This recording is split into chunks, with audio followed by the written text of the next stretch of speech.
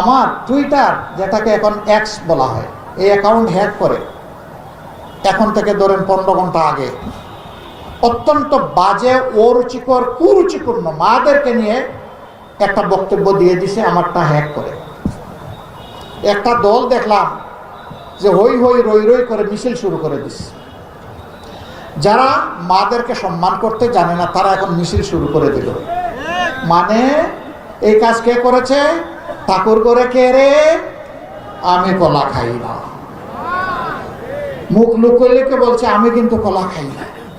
ওই কলা অর্ধেক খাওয়া অবস্থায় বলতেছে। সাবধান করে দিচ্ছি, এ কাজ করবেন না। এইটা আবার আপনি মায়ের জাতিকে অপমান করলেন। একেবারেই ইতর শ্রেণী না হলে এই কাজ কেউ করতে পারে না।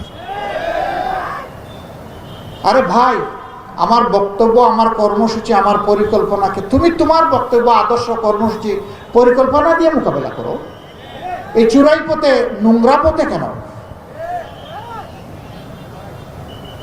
আলহামদুলিল্লাহ এখন আমার অ্যাডমিনের কন্ট্রোলে আবার এটা ফিরে এসেছে 7 ঘন্টা পরে ওই ঘটনা ঘটার।